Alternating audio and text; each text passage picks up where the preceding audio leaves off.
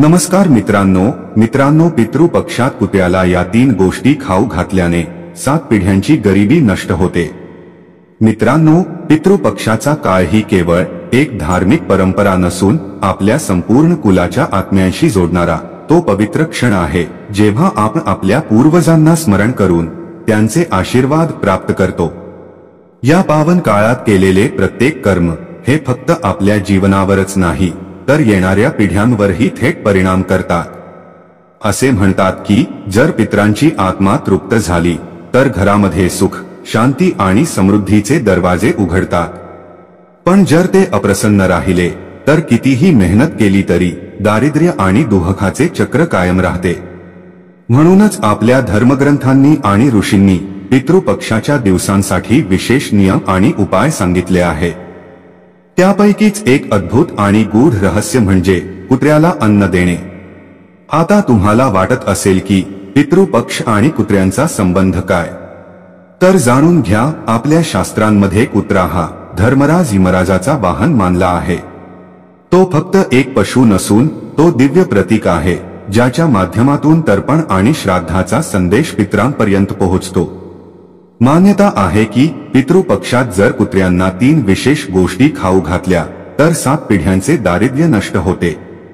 हे कुठलाही अंधविश्वास नाही तर एक खोल आध्यात्मिक परंपरा आहे जी आपल्या पूर्वजांनी शतकानुशतकांपासून पाळली आहे।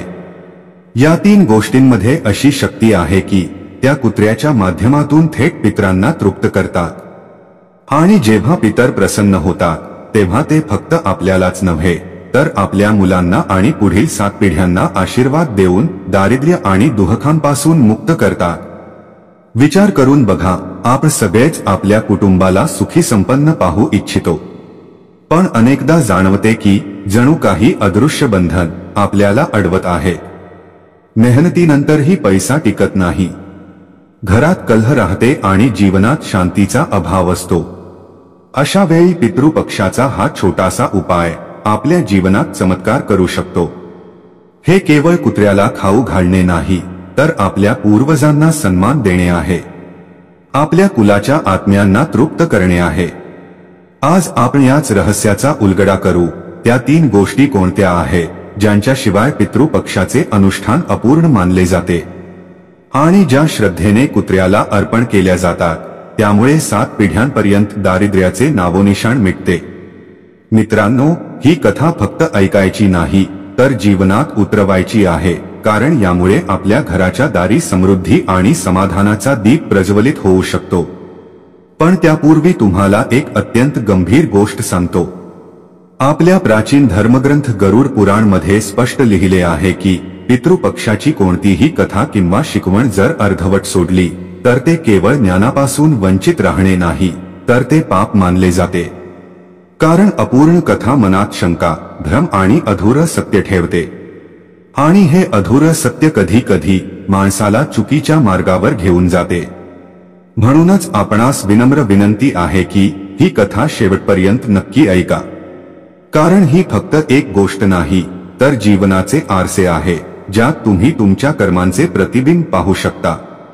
कदाचित या कथेतला एखादा शब्द, एखादा प्रसंग तुमच्या जीवनाची दिशा बदलून टाकेल, तुम्हाला पापापासून वाचवेल आणि अंधारातून बाहेर काढेल ज्यात तुम्ही नकळत अडकले असाल। पितृपक्षाच्या या पवित्र दिवसात आपण आपल्या पूर्वजांना तृप्त करतो आणि जेव्हा ते प्रसन्न होतात तेव्हा 7 पिढ्यांपर्यंत आशीर्वाद वर्षाव करतात। म्हणून जर तुम्ही खरे सनातनी आहात तर हे तुमचेही धर्म आहे की असे संदेश फक्त स्वतःपुरते मर्यादित ठेवू नका तर जास्तीत जास्त लोकांपर्यंत पोहोचवा।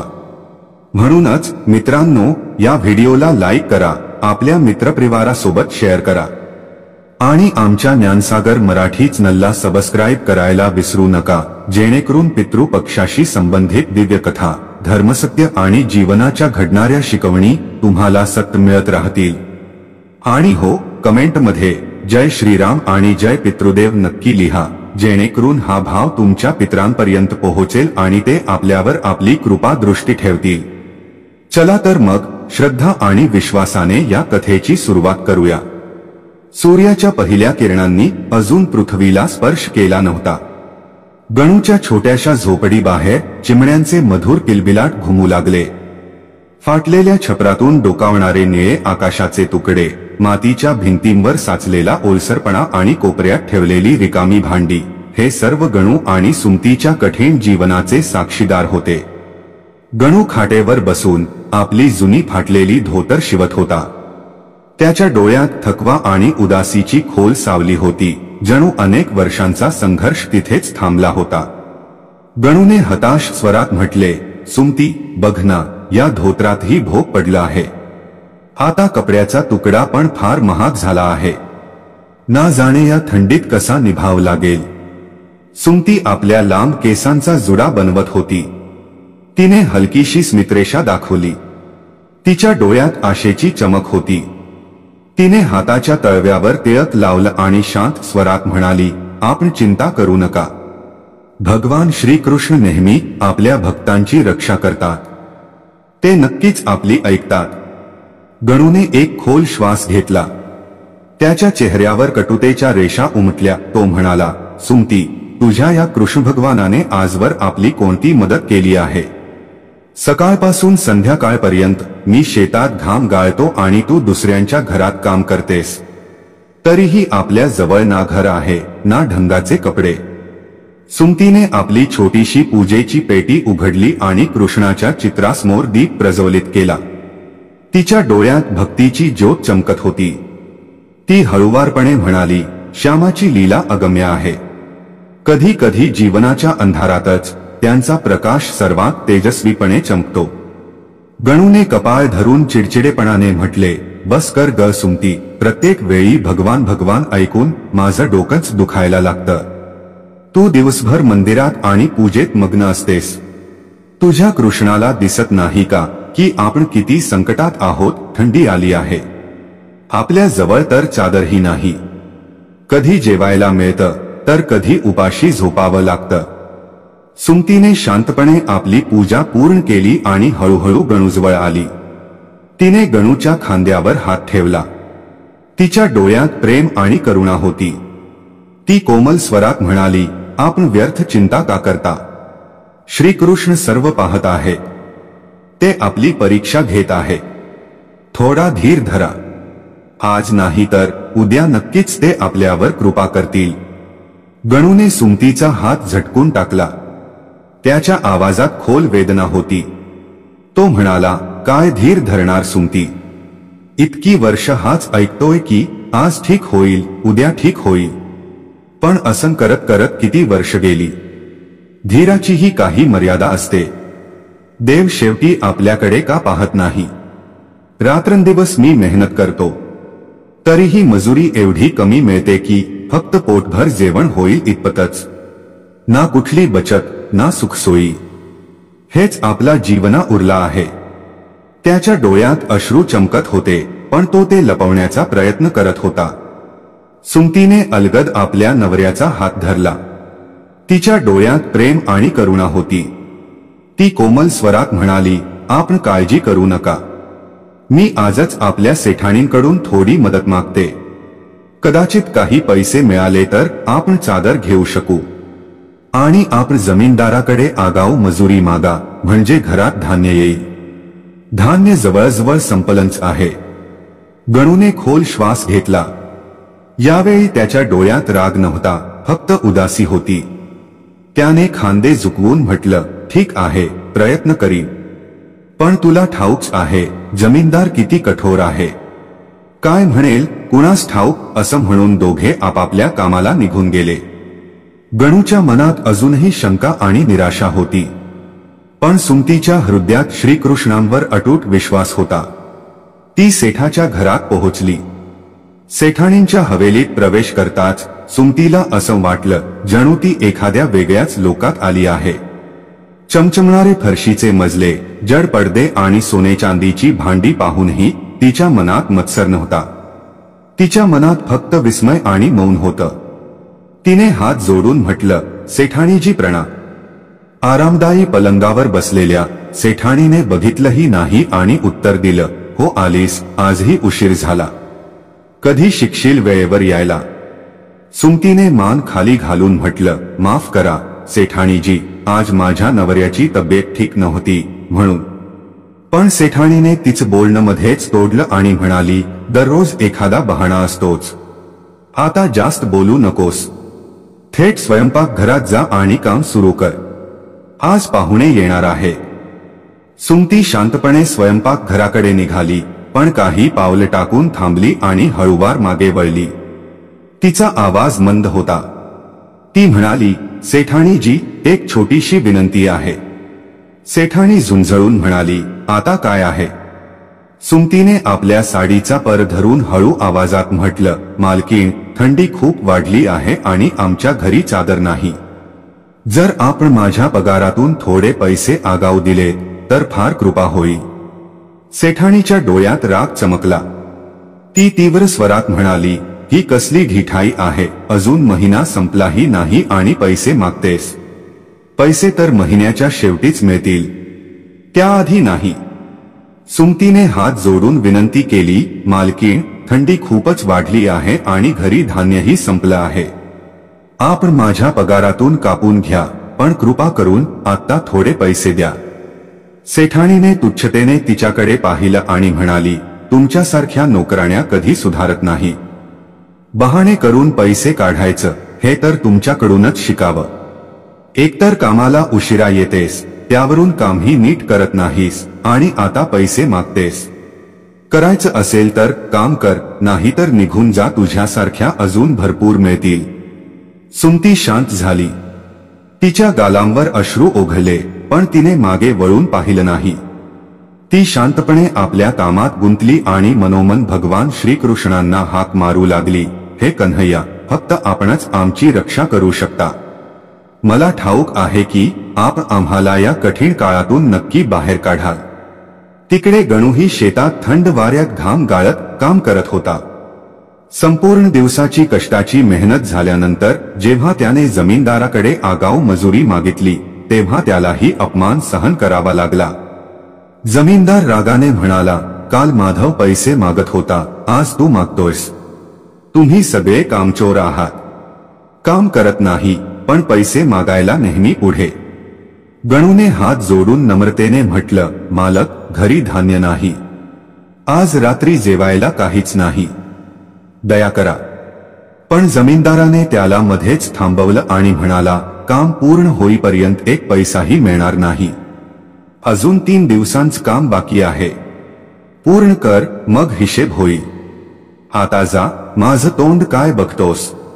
गणूने मान खाली घातली. त्याच्या हृदयात निराशा भरली. हळूहळू घरी परतताना तो विचार करू लागला, असं दिसतंय की आज रात्री उपाशीच झोपावं लागेल. कुणास ठाऊक हा दुःखाचा काळ कधी संपेल. संध्याकाळ होत आली होती. सुमती जेव्हा आपल्या कामावरून परत येत होती, तेव्हा तिने पाहिलं की मंदिराबाहेर मोठी गर्दी जमली आहे. तिथे एक श्रीमंत व्यापारी गरिबांना चादरी वाटत होता. थंडीने थरथरणारे लोक रांगेत उभे होते. हे पाहून सुमतीच्या डोळ्यात चमक आली. तिच्या मनात आशेची किरण जागी झाली. तिने मनोमन म्हटलं, हे कृष्णा, ही तर तुमचीच कृपा आहे. मी सकाळीच तुमच्याकडे प्रार्थना केली होती आणि बघा, तुम्ही किती लवकर ऐकलंत. तीही रांगेत उभी राहिली. काही वेळानंतर तिच्या हातात एक नवीन आणि गर्म चादर आली. तिचं हृदय आनंदाने भरून गेलं. चलता चलता सुमतीच्या मनात विचार आला, हे बघून गणू किती आनंदी होतील.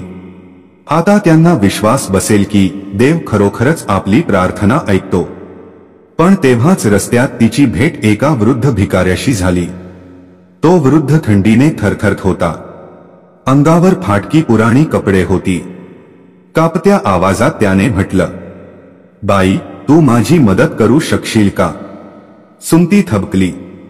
तिने करुण स्वरात विचारलं, हो बाबा, सांगा, मी काय करू शकते? वृद्ध म्हणाला, बाई, मी फार गरीब आहे. माझी झोपडी मोडकळीस आलेली आहे. कुणाचा आधार नाही.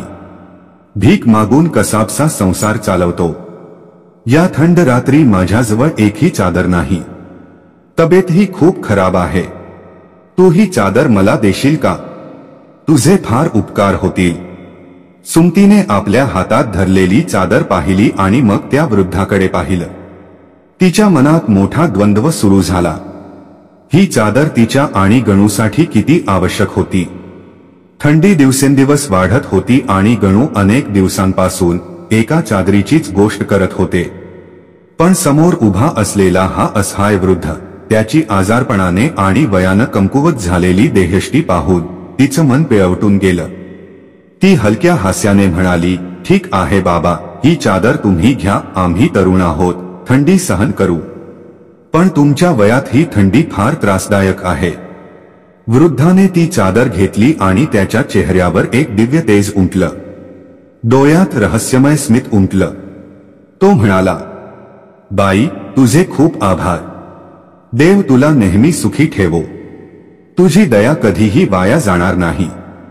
सुमती पुन्हा मंदिराकडे जाऊ इच्छित होती, पण तोपर्यंत साऱ्या चादरी संपल्या होत्या. तिचे हात रिकामे राहिले. मात्र तिच्या मनात एक विलक्षण शांती उतरली. ती मनात म्हणाली, हेही प्रभूच्या इच्छेप्रमाणेच झालं. जे होतं तेच आपल्या भल्यासाठी असतं. घरी परतल्यावर तिने पाहिलं, गणू आधीपासूनच बसले होते. त्यांच्या चेहऱ्यावर निराशा आणि राग स्पष्ट दिसत होता. ते काही न खाता बसले होते. ते संतापून म्हणाले, हे काय सुमती, एवढा उशीर कुठे झाला? आणि सेठाणीने काही पैसे दिले का? सुमतीने मान खाली घातली आणि शांत स्वरात म्हणाली, माफ करा जी, मी सेठाणीशी बोलले होते, पण त्यांनी नकार दिला. म्हणाल्या महिन्याच्या अखेरीसच पैसे मिळतील. गणूने हात आपटून रागाने म्हणाले, मला ठाऊक होतं, श्रीमंतांवर विश्वास ठेवायचा नाही. पैशाच्या ढिगावर बसलेले असतात, पण मदतीला एक पैसाही देत नाही.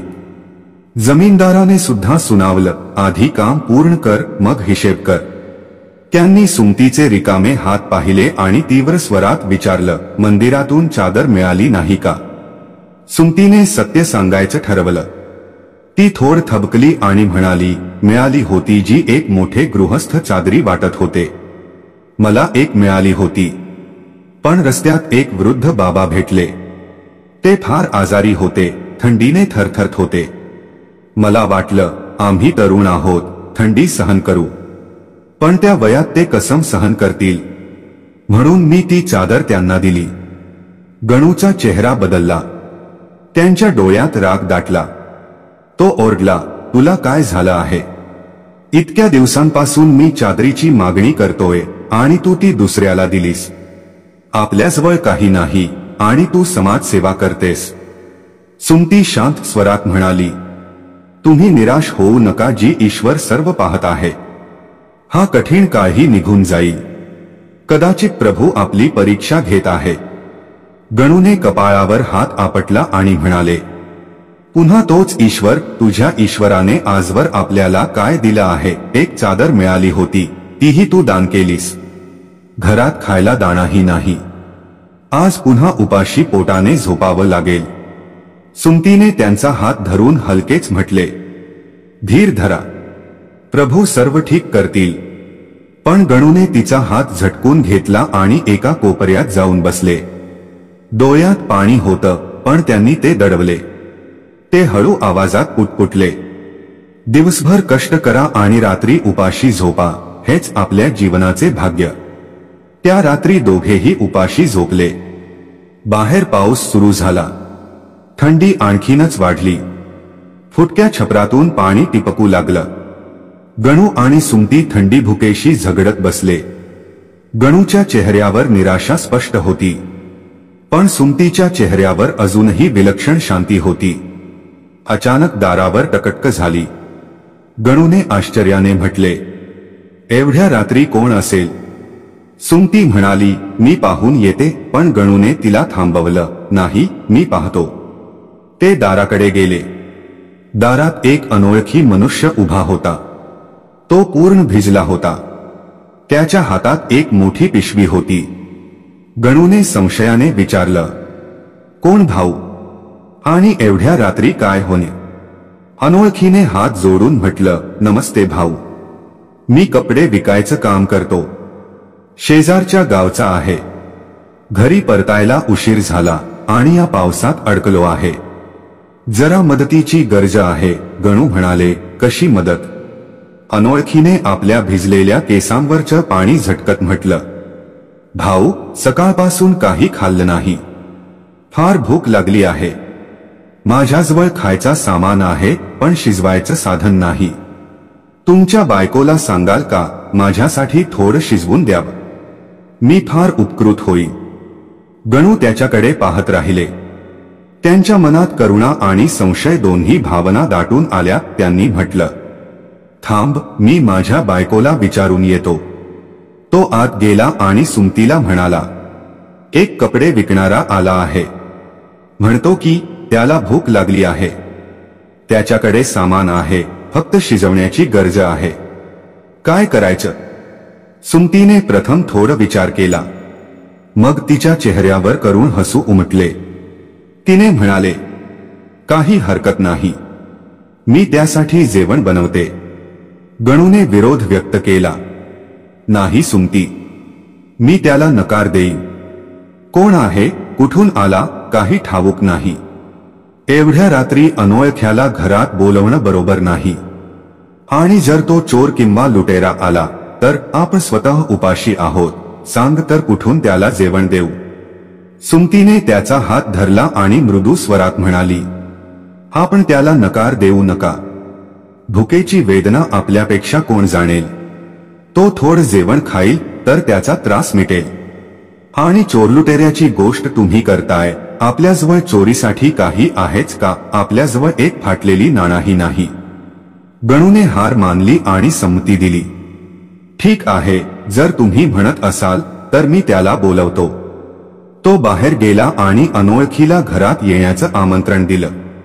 अनोळख्याने आपली पिशवी उघडली.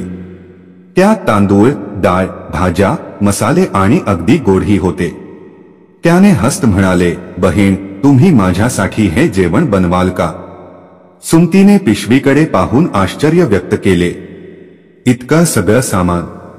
अनोळख्याने हस्त उत्तर दिले, मला माहित नव्हतं की एवढं जेवण तयार होईल. ब्र सांगा, तुम्ही आणि तुमचा पती आधीच जेवलेत का? गणू अजूनही संशयाने भरलेला होता. त्याने पटकन म्हणाले, तुमचं स्वतःच लक्ष ठेवा. आमचं सोडा. तुम्ही खा आणि जा. अनोळख्याने करुणतेने गणूकडे पाहिले. भाऊ, राग का करता? मी फक्त विचारलं होतं. तुमच्या चेहऱ्यावरून दिसतं की तुम्ही अजून काही खाल्ले नाही. चला, तुम्ही दोघेही माझ्यासोबत जेवण करा. गणूने थंड स्वरात म्हटले, नाही, हे जेवण तुमचं आहे. आम्ही खाणार नाही. पण अनोळख्याने ठामपणे म्हणाले, असं कसं होईल? तुमच्या पत्नीने एवढ्या रात्री माझ्यासाठी जेवण बनवलं. हे माझ्यासाठी फार मोठं आहे. एवढं जेवण मी एकटे कसं खाईन? जर तुम्ही दोघेही माझ्यासोबत खाल्ले नाही तर मला चांगले वाटणार नाही. गणू आणि सुमतीने एकमेकांकडे पाहिले. भूक तोंडात होती आणि स्वयंपाकातून येणाऱ्या सुगंधाने मन मोहून गेलं. शेवटी गणूने होकार दिला, ठीक आहे, आम्हीही तुमच्यासोबत खाऊन घेऊ. तिन्ही बसले आणि जेवण सुरू झाले. जेवण खूप स्वादिष्ट बनले होते.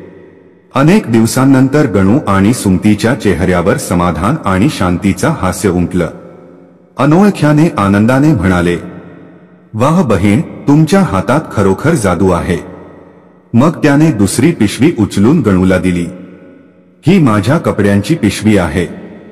तुम्ही ठेवा. तुमच्या पत्नीने माझ्यासाठी एवढं केलं आहे. हे देणं माझ्यासाठी योग्य आहे. यात खूप महागडी कपडे नाही, पण तुमच्या कामी येतील. गणू आश्चर्याने म्हणाले, पण ही तर तुमचा व्यवसाय आहे, तुमची आजीविका. अनोळख्याने हात उचलून म्हणाले, काही हरकत नाही भाऊ, मन सांगतंय की तुम्हाला देऊ. सुमतीच्या डोळ्यात कृतज्ञतेचे अश्रू आले. तिने हळू स्वरात म्हटले, आपण फार दयाळू आहात. पण एवढ्या रात्री आणि एवढ्या पावसात आपण कसे जाल? इथेच थांबा. अनोळख्याने हस्त उत्तर दिले, बहीण, धन्यवाद, पण मला जावे लागेल. माझी पत्नी माझी वाट पाहत असेल. जर उशीर झाला तर ती काळजी करेल. आता मी जातो. नंतर भेटू. गणू आणि सुमतीने त्याला निरोप दिला. तो हळूहळू पावसात अदृश्य झाला. त्याच्यानंतर सुमतीने उत्सुकतेने कपड्यांची पिशवी उघडली. त्यात अनेक गरम कपडे होते, स्वेटर, मफलर आणि चादरी. सुमतीचा हात एका विशेष चादरीवर थांबला. तिने आश्चर्याने म्हटले, ही तीच चादर आहे जी मी त्या वृद्ध बाबांना दिली होती. बघा, कोपऱ्यावरच तो ठसा आहे. मी हे कधीही विसरू शकत नाही. गणूचा चेहरा फिकट पडला.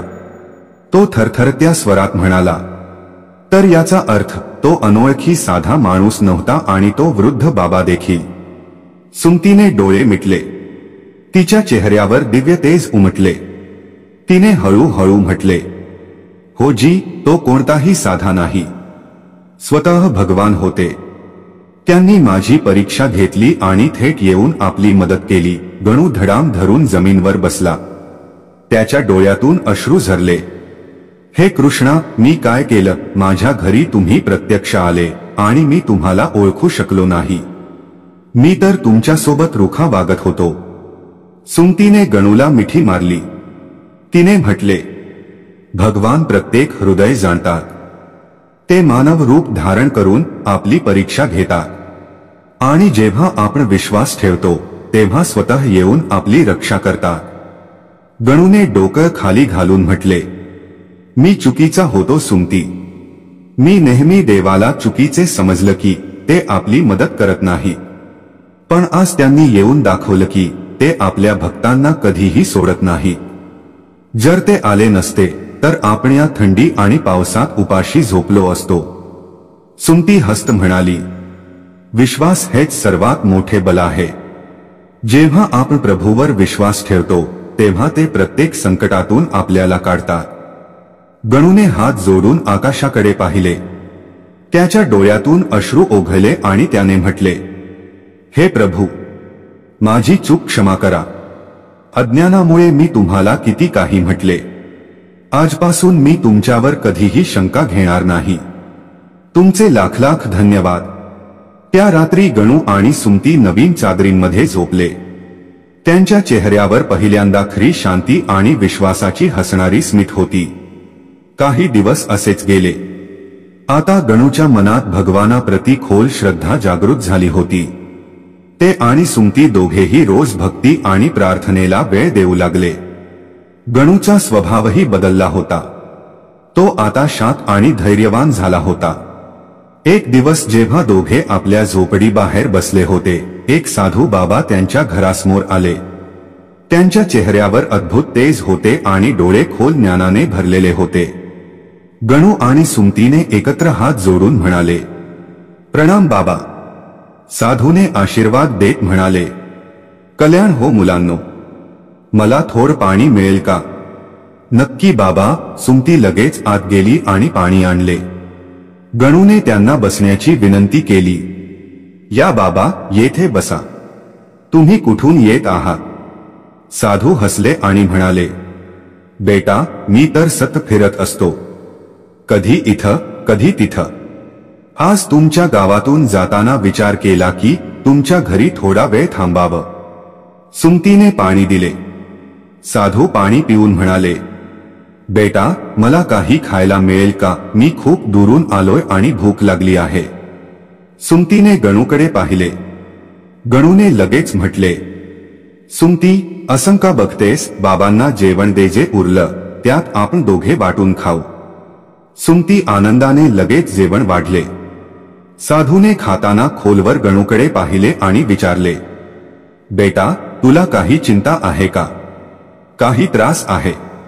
सांग, कदाचित मी मदत करू शकतो. गणूने डोकं खाली करून म्हटलं, बाबा, मी तुम्हाला माझी चिंता तुम्हाला कशी सांगू? साधूने त्याच्या खांद्यावर हात ठेवला. बेटा, माझ्याकडून काहीही लपवू नकोस. काय अडचण आहे सांग. जे होईल मी नक्की करीन. गणूने खोल श्वास घेतला आणि म्हणाले, काही नाही बाबा. मी खूप गरीब आहे. माझं स्वतःचं खेत नाही. मी इतरांच्या शेतात मेहनत करतो. माझी पत्नीही इतरांच्या घरात काम करते. आपण दिवसरात मेहनत करतो, पण एवढी कमी मजुरी मिळते की फक्त गुजराण होतं, काहीही बचत होत नाही. साधूने दाढी सहलवत गंभीरतेने म्हटलं, बेटा, तुझ्या समस्येचा उपाय आहे, पण त्यासाठी तुला एका नियमाचं पालन करावं लागेल. हा नियम कठीण असेल. जर तो मोडला तर कृपा मिळणार नाही, पण जर तो नीट पाळला तर तुझं जीवन बदलून जाईल. गणूच्या डोळ्यात चमक आली. कसा नियम बाबा? साधू म्हणाले, तुला असा नियम स्वीकारायचा आहे जो रोज करायला तुला शक्य असेल. कोणतीही जटिल साधना किंवा लांब जप तुला करता येणार नाही, पण तुला सोपा नियम निवडता येईल. गणूने विचार केला आणि म्हणाला, माझ्या शेजारी माधव नावाचा एक भाजीवाला आहे. तो रोज सकाळी घराबाहेर ठेला लावत असतो आणि मग इतर गावात जातो.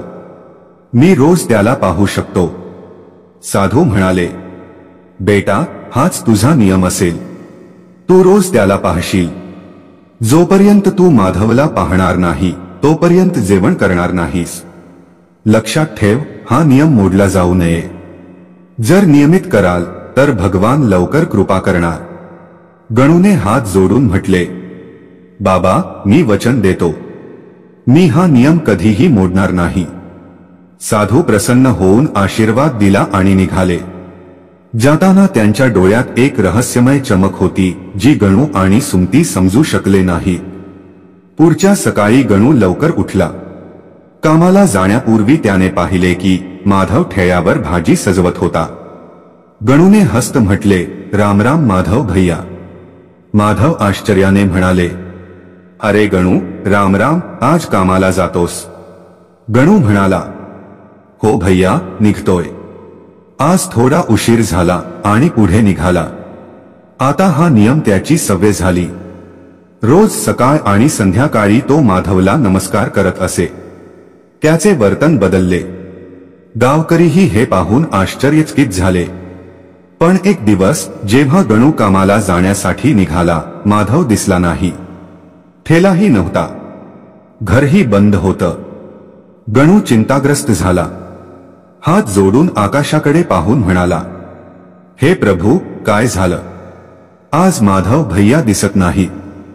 माझा नियम मोडला तर काय? पाठीमागून सुमती आली आणि काळजीपूर्वक विचारले, काय झाले जी? अजून का गेले नाही? इथे का उभा आहात? गणू उदासतेने म्हणाला, बघ ना सुमती, आज माधव भैया ठेळा लावले नाही. त्यांचं घरही बंद आहे. कळत नाही ते कुठे गेले आहे.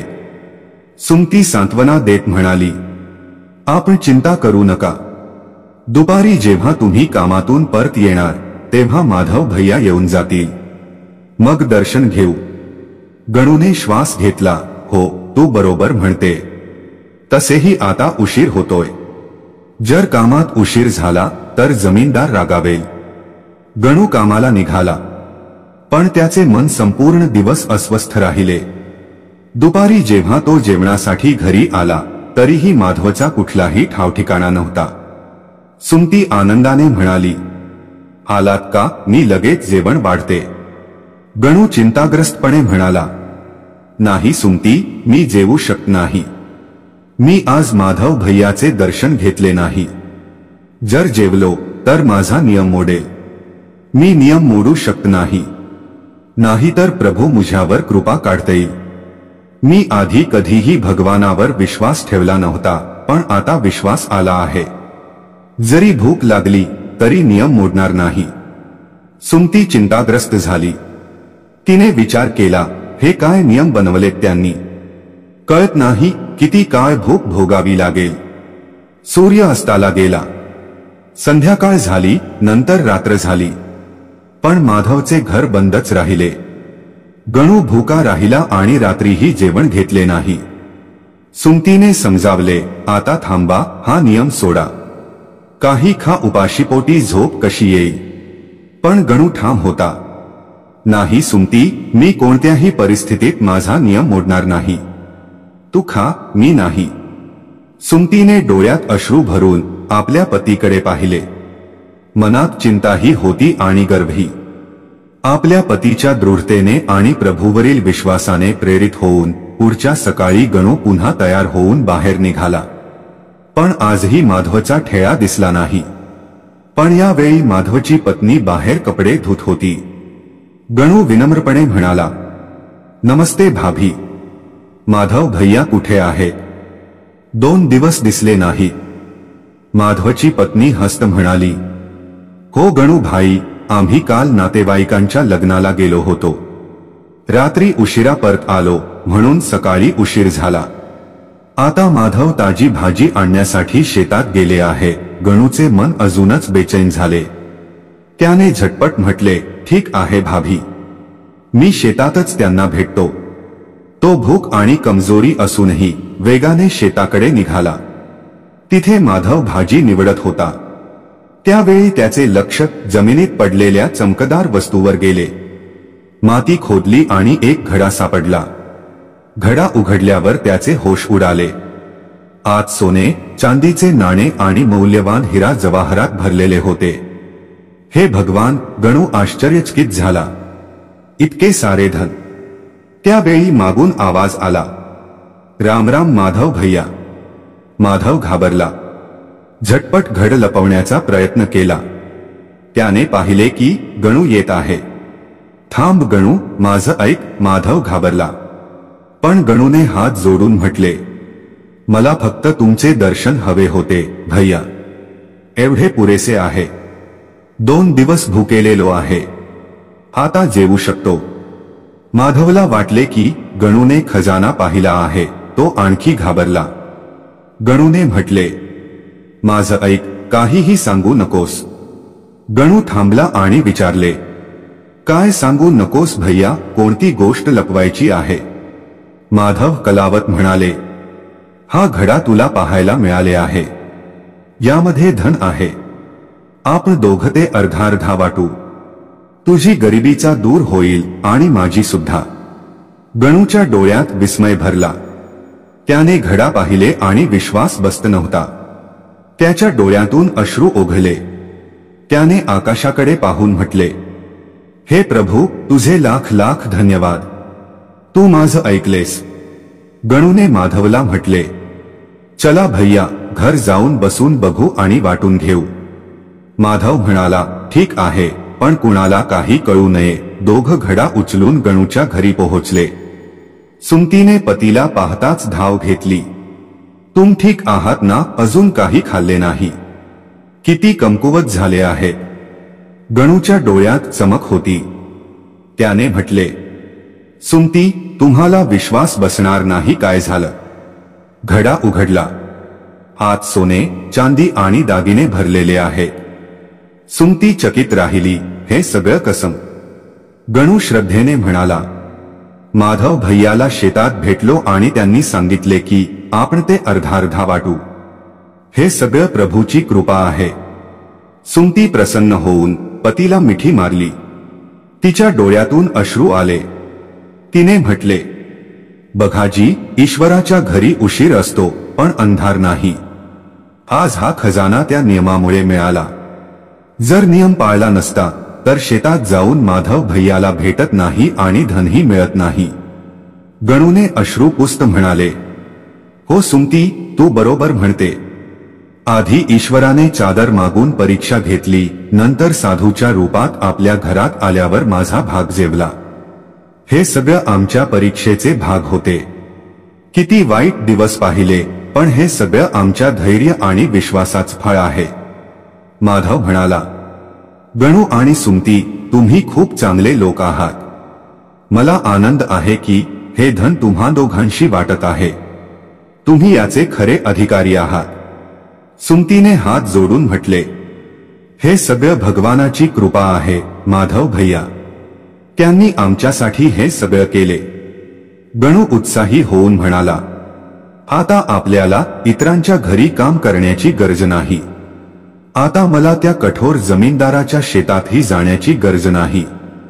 आम्ही या धनातून आपली जमीन खरेदी करू आणि सुखशांतीने जीवन व्यतीत करू. सुमतीने गणूचा हात धरून म्हटले, हो, आणि आता आपण आपल्या मुलांना चांगली शिक्षाही देऊ आणि गावातील गरिबांचीही मदत करू. गणूने माधवसोबत धन समान वाटले आणि आभार मानून त्याला निरोप दिला. माधव निघाल्यानंतर त्याने सुमतीला जवळ बोलावले आणि म्हटले, खरंच सुमती, ईश्वराच्या घरी उशीर असतो पण अंधार नाही. मी किती चुकीचे विचार केले होते. मी तर प्रभूवर रागावला होतो की ते आपली मदत करत नाही, पण ते प्रत्येक क्षण आमच्या सोबत होते. सुमती मुस्कुराई आणि म्हणाली, भगवान नेहमी आपल्या भक्तांची परीक्षा घेतात आणि नंतर त्यांना आशीर्वाद देतात. आपल्याला फक्त त्यांच्यावर विश्वास ठेवावा लागतो. तुम्ही तेच केले. त्या दिवशी गणूने नियम पूर्ण केल्यावर पहिले जेवण केला. त्याच्या मनात अपार शांती आणि प्रभूबद्दल आभार होते. कालांतराने गणू आणि सुमतीचे जीवन बदलले. त्यांनी गावात एक सुंदर घर बांधले आणि काही जमीनही खरेदी केली. आता सुमतीला इतरांच्या घरी काम करण्याची गरज नव्हती आणि गणू आपल्याच शेतात मेहनत करत होता. धन आल्यानंतरही त्यांचा स्वभाव साधा आणि दयाळू राहिला. त्यांनी गावातील गरीब मुलांसाठी एक छोटीशी शाळा उघडली जिथे मोफत शिक्षण दिले जायचे. एक दिवस गणू शेतात काम करत होता. त्यावेळी एक अनोळखी आला. त्याला पाहून गणूला काहीतरी ओळखीचे जाणवले. अनोळखी व्यक्ती हसत म्हणाला, नमस्ते गणू. गणू आश्चर्यचकित झाला. नमस्ते, आपण आधी भेटलो आहोत का? अजनबी गूढ मुस्कान देत म्हणाला, हो, भेटलो होतो, पण कदाचित तुम्ही मला ओळखू शकत नाही. गणूनी जाणीवपूर्वक पाहिले. त्यांच्या चेहऱ्यावर दिव्य तेज होते आणि डोळ्यात अलौकिक प्रकाश. गणूचे हृदय थरथरले. आपणच आहात ज्या रात्री पाऊस पडत असताना आमच्या घरी आले होते. अनोळखी व्यक्ती हसला आणि म्हणाला, हो, मीच आहे. आणि तोच ज्याने तुला नियम दिला होता की रोज माधवला पाहावे. गणूच्या पायाखाली जमीन सरकली. तो लगेच त्यांच्या चरणांवर पडला आणि भावुकपणे म्हणाला, आपणच साधू बाबा आहात. आणि आपणच तो वृद्ध भिकारी होतात ज्यांना सुमतीने चादर दिली होती. अनोळखी व्यक्तीने त्याला सांगितले, हो गणू, मीच आहे. मी तुमची परीक्षा घेण्यासाठी आलो होतो आणि तुम्ही दोघेही यशस्वी झाला.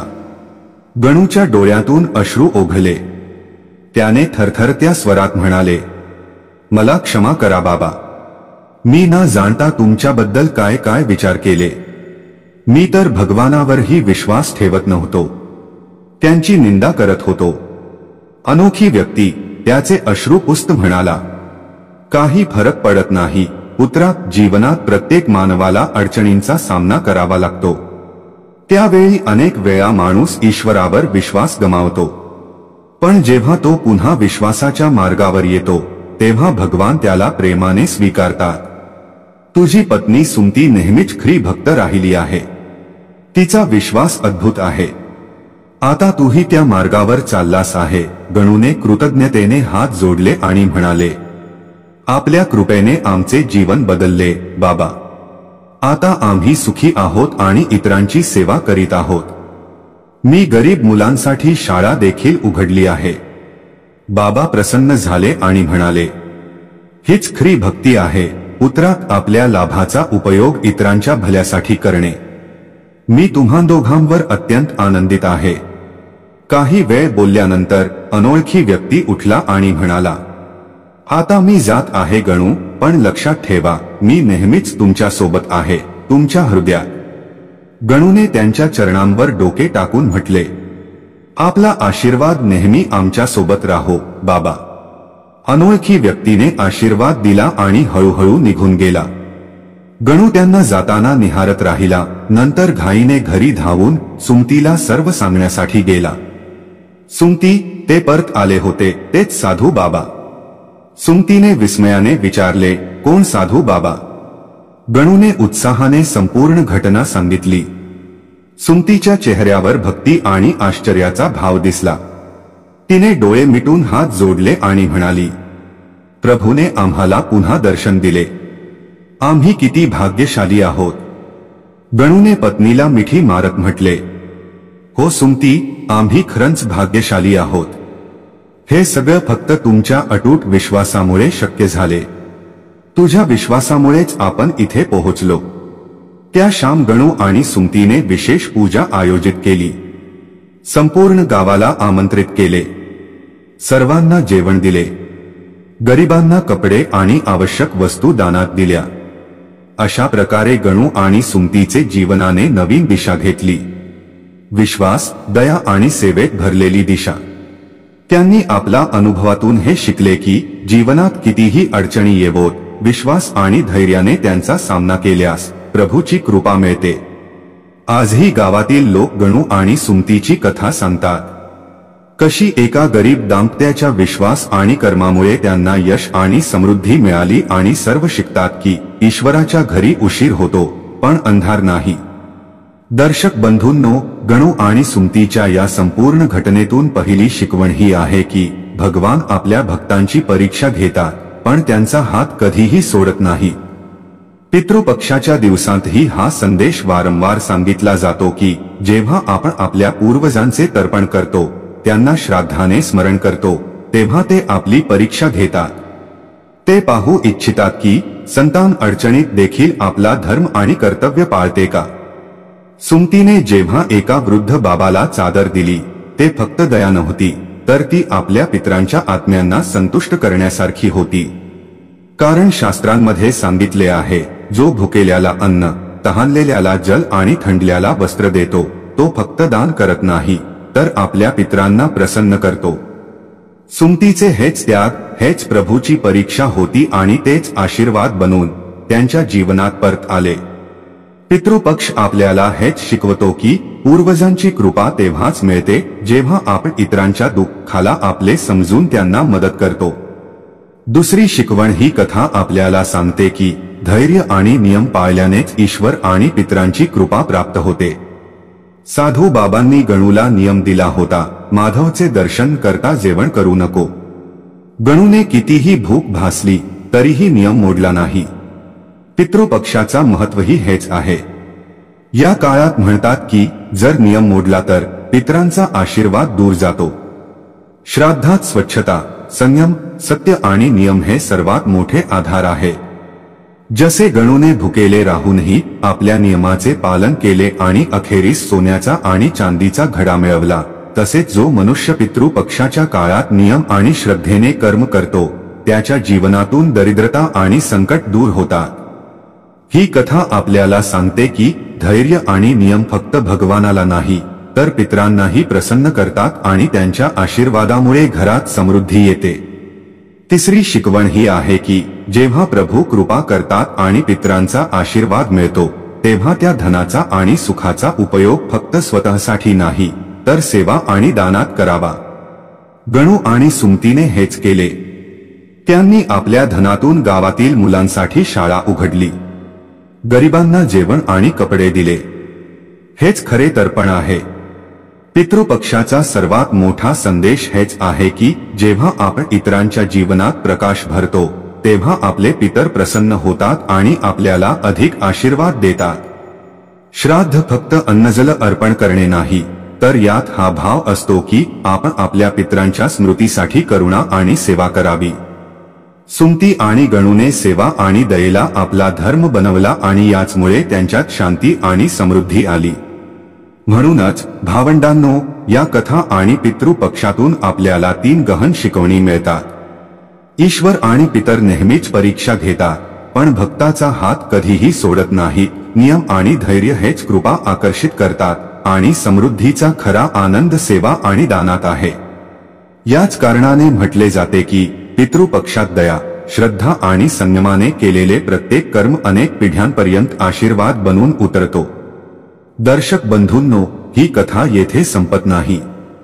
आता आपण पितृपक्षाच्या त्या दिव्य कथांचा स्मरण करू, ज्यांना ऐकल्यानंतर तुमच्या हृदयात नवीन प्रकाश जागृत होईल. कारण पितृपक्ष फक्त श्राद्ध आणि तर्पणाचा काळ नाही, तर हे असे अवसर आहे जेव्हा मनुष्य आपल्या पितरांच्या आत्म्याला तृप्त करू शकतो आणि त्याचबरोबर आपल्या जीवनातील दरिद्रता, दुःख आणि संकट दूर करू शकतो. दर्शक बंधूंनो, तुम्ही ऐकले असेल की पितृपक्षात जर काही वस्तू कुत्र्यांना अर्पित केल्या तर घरात कधीही दरिद्रता येत नाही.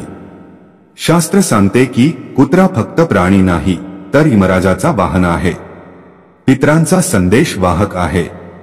जेव्हा पितृपक्षाच्या काळात आपण श्रद्धेने या प्राण्यांना भोजन देतो तेव्हा हे थेट आपल्या पितरांपर्यंत पोहोचते आणि ते तृप्त होऊन आशीर्वाद देतात.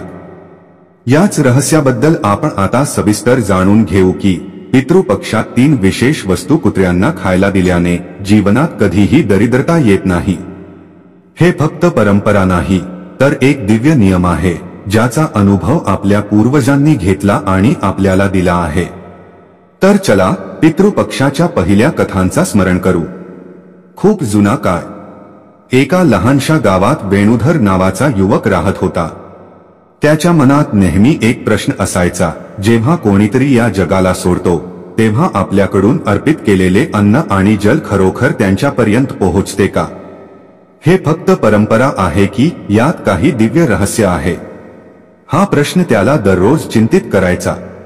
एक दिवस तो गावाच्या गुरुकुलाजवळ गेला आणि म्हणाला, गुरुदेव, लोक पितरांचे तर्पण करतात, कावळ्यांना आणि कुत्र्यांना अन्न देतात, पण मला समजत नाही हे खरोखर त्या आत्म्यांपर्यंत पोहोचते का? ऋषी हस्त म्हणाले, वत्स, हे फक्त कर्मकांड नाही. जेव्हा संतान श्रद्धा आणि प्रेमाने अर्पण करते तेव्हा पितर अदृश्य रूपाने आपल्या वंशजांपर्यंत पोहोचतात आणि त्यांचे आशीर्वाद देतात. विशेषतः कुत्र्याला अन्न देणे पवित्र मानले गेले आहे कारण तो धर्मराजाचा वाहन आहे आणि पितरांपर्यंत अर्पण पोहोचवण्याचे माध्यम आहे. जर तू श्रद्धेने असे केलेस तर तुझा संशय नक्की मिटेल. युवकाने त्याच दिवशी संकल्प केला. त्याने स्नान केले, शुद्ध वस्त्र परिधान केले, ते आणि जलाने आपल्या पितरांचा स्मरण केलं आणि अन्न तयार करून अर्पणाची तयारी केली. थोड्याच वेळात एक दुबळा, भुकेला कुत्रा त्याच्या अंगणात पोहोचला. त्याच्या डोळ्यात करुणा होती, शरीर थरथरत होते. युवकाने विचार केला, कदाचित हेच ते अवसर आहे जे गुरुदेव म्हणाले होते. त्याने प्रेमाने त्या कुत्र्याला हाताने रोटी आणि खीर खायला दिली. जसेच कुत्र्याने जेवण केले त्याच्या शरीरातून दिव्य प्रकाश पसरू लागला आणि त्याच क्षणी युवकाने आपल्या हृदयात एक गुंज ऐकली, वत्स, आम्ही तुमचे पितर आहोत. तुमच्या श्रद्धा आणि सेवेमुळे आम्ही तृप्त झालो.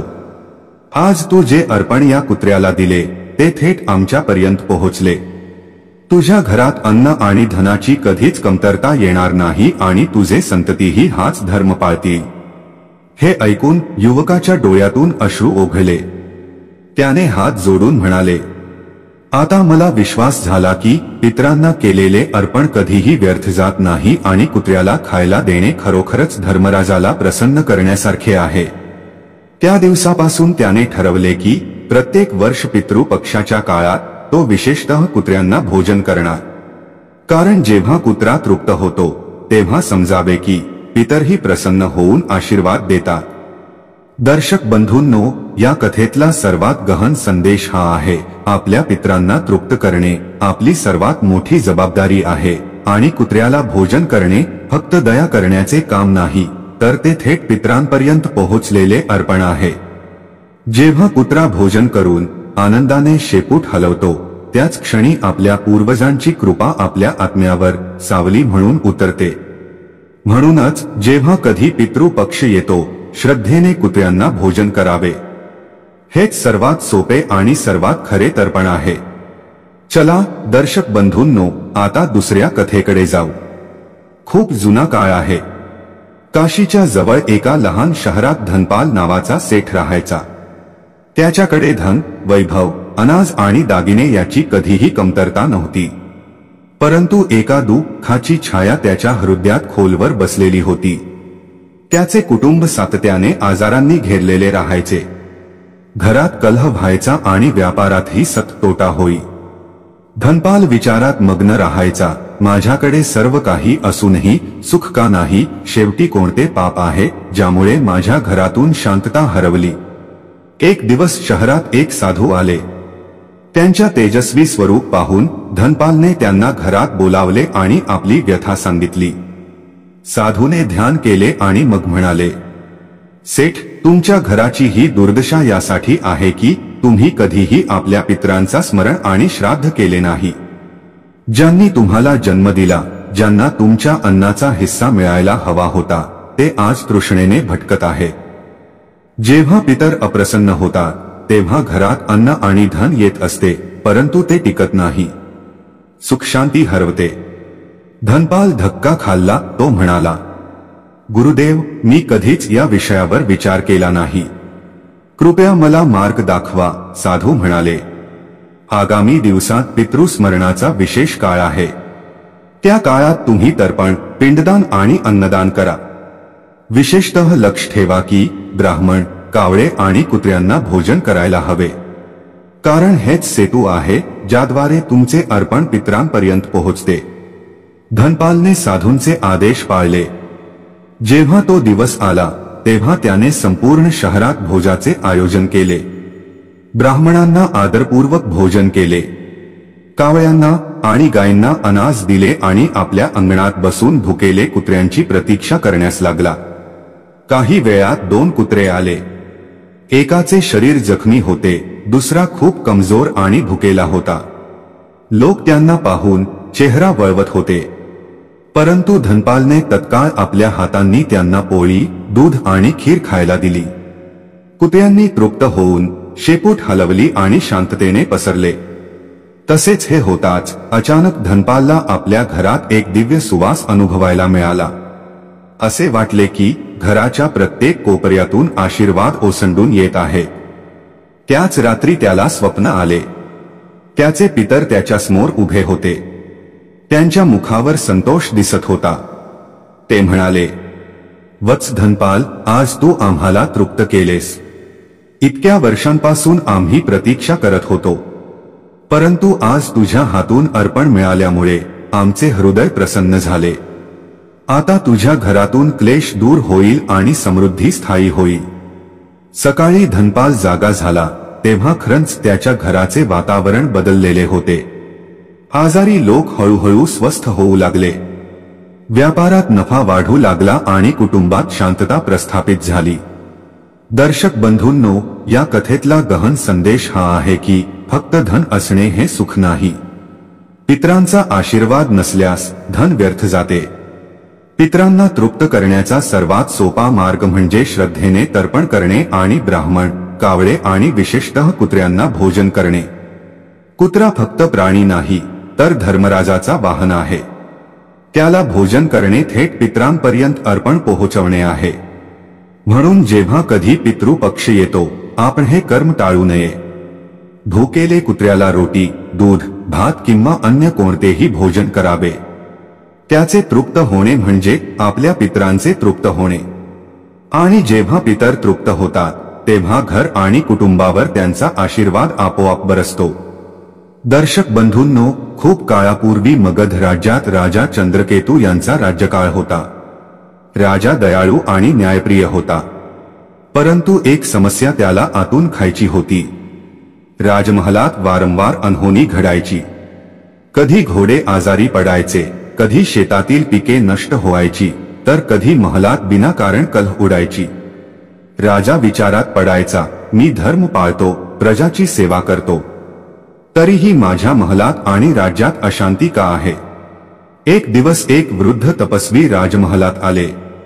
त्यांचे तेजस्वी स्वरूप पाहून राजा त्यांना प्रणाम केला आणि आपली समस्या सांगितली. तपस्वीने डोळे मिटून ध्यान केले आणि म्हणाले, राजन, तुमचे पूर्वज असंतुष्ट आहेत.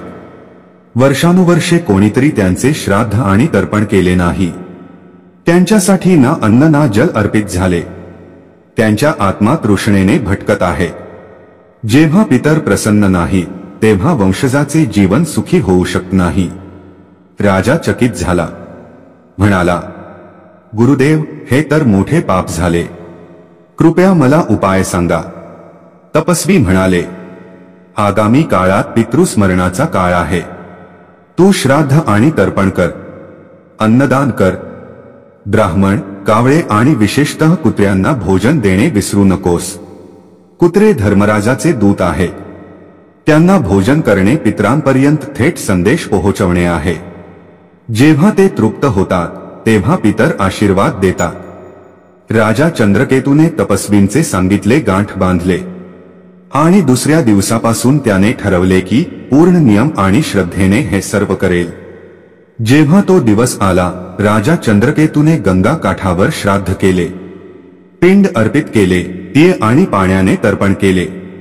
नंतर तो आपल्या राजमहालात परत आला आणि ब्राह्मणांना भोजन दिले। सर्वात महत्त्वाचे म्हणजे त्याने कावळ्यांसाठी अन्न ठेवलेला। तिथे त्याने पोळी आणि खीर बनवली, आपल्या हातांनी थाळ्या सजवल्या आणि राजमहालाच्या दरवाजावर जाऊन बसला। लोक आश्चर्याने पाहत होते, राजा स्वतः दरवाजावर का बसला आहे? काही वेळात 2 कुत्रे तिथे आले। एक कुत्रा पांढरा होता, दुसरा काळा। दोघेही खूप भुकेले आणि थकलेले होते। जेव्हा त्यांनी राजाच्या हातून रोट्या खाल्ली तेव्हा त्यांच्या डोळ्यात तेज आलं। असे वाटत होते की ते सामान्य कुत्रे नाहीत, तर काही दिव्य रूप होते। राजाच्या डोळ्यांसमोर अद्भुत दृश्य घडलं। जेव्हा दोन्ही कुत्रे तृप्त झाले, त्यांच्यापासून प्रकाश बाहेर पडायला लागला आणि त्याच क्षणी आकाशातून गंभीर आवाज आला, राजन, आम्ही तुमचे पितर आहोत। आज तुम्ही श्रद्धेने अर्पण केले आणि कुत्र्यांना भोजन करून आम्हाला तृप्त केले। इतक्या वर्षांपासून आम्ही तृष्णेने भटकत होतो, परंतु आज तुमच्या सेवेमुळे आमच्या आत्मा प्रसन्न झाल्या। तुमचा वंश सदैव अन्न आणि धनाने समृद्ध राहील आणि तुमच्या राज्यात सुखशांती भरून राहील। राजाच्या डोळ्यातून अश्रू ओघावले। त्याने हात जोडून म्हटले, आज मला समजले की पितरांची उपेक्षा करणे सर्वात मोठे पाप आहे आणि त्यांना तृप्त करण्याचा सर्वात सोपा मार्ग म्हणजे श्रद्धेने कुत्र्यांना भोजन करणे। आता मी आणि माझे वंशज हे कर्तव्य कधीही विसरणार नाही।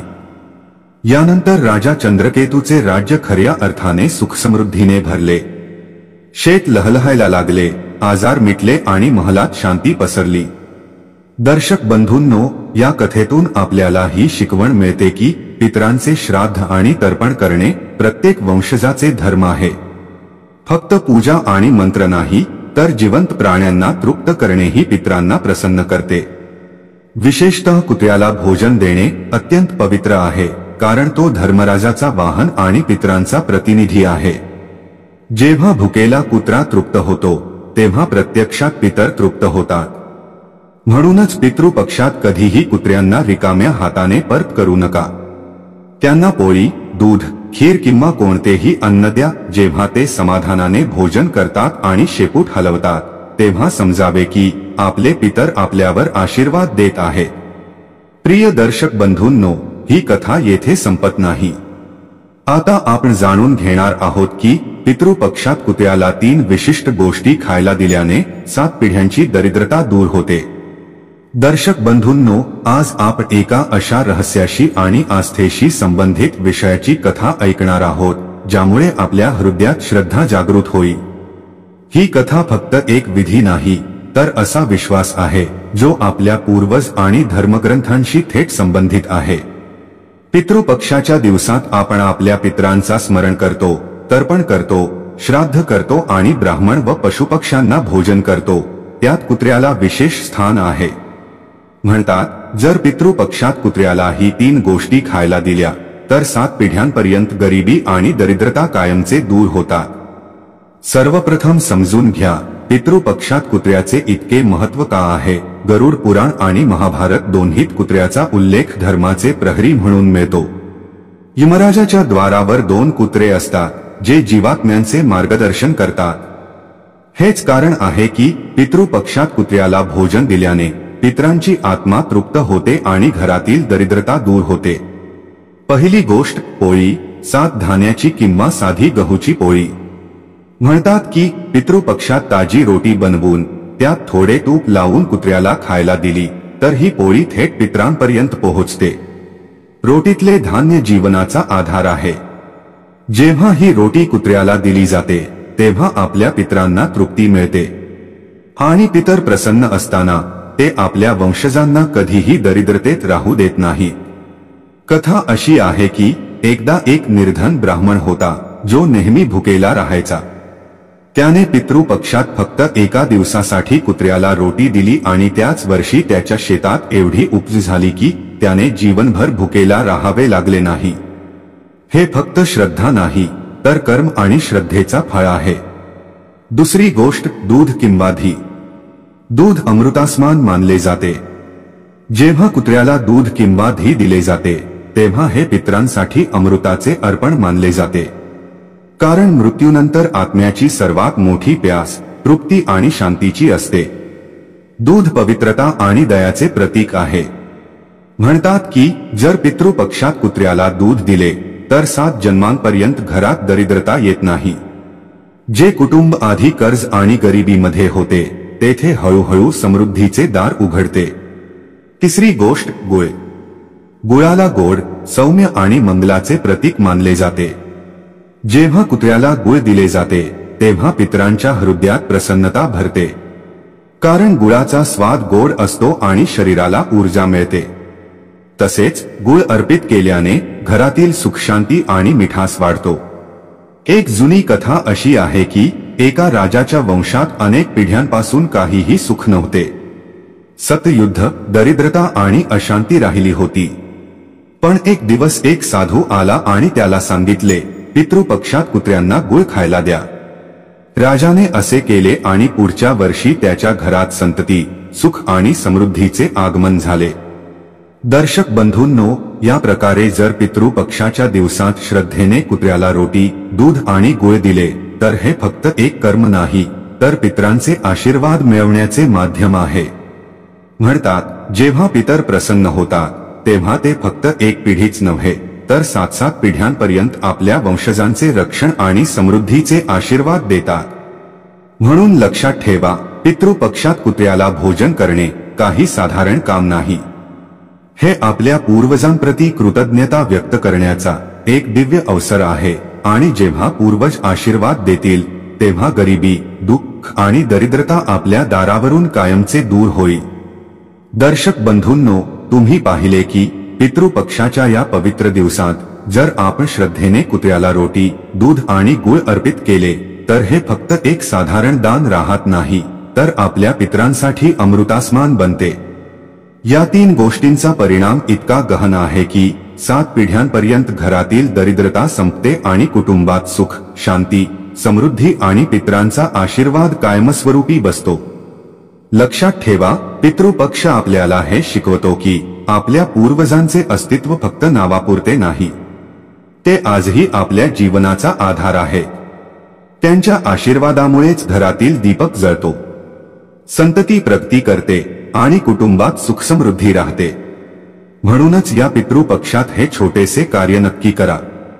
कुत्र्याला पोळी, दूध आणि गुळ खायला द्या आणि पहा की आपल्या जीवनाचे मार्ग उज्ज्वल कसे होऊ लागतात. आता आपण सर्वांकडे विनम्र विनंती करतो की जर ही कथा तुम्हाला ज्ञानवर्धक आणि हृदयस्पर्शी वाटली तर आपल्या कुटुंब आणि मित्रांपर्यंत ही पोहोचवा आणि हो, आमच्या चॅनेल ज्ञानसागर मराठी नक्की सबस्क्राईब करा जेणेकरून अशा दिव्य आणि ज्ञानपूर्ण कथा तुम्हापर्यंत सतत पोहोचत राहतील. धन्यवाद. जय पितृदेव.